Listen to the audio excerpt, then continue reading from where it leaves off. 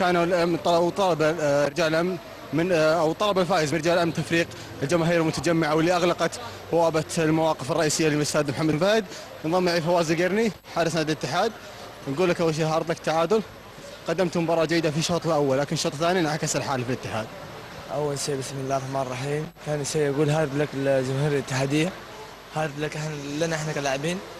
المباراه كانت حلوه الشوط الاول، قدرنا نسجل هدفين الحمد لله ربي وفقنا، ما قدرنا نحافظ عليها بالشكل المطلوب.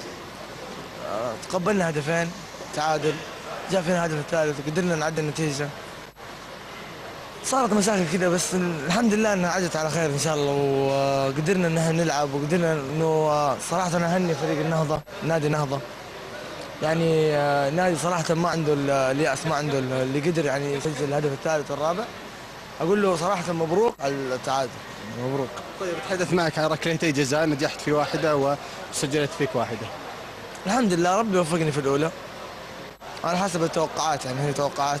الثانيه ما قدرت، هي ركله حظ على قولهم، قول الحمد لله. يعطيك العافيه. الله يعافيك.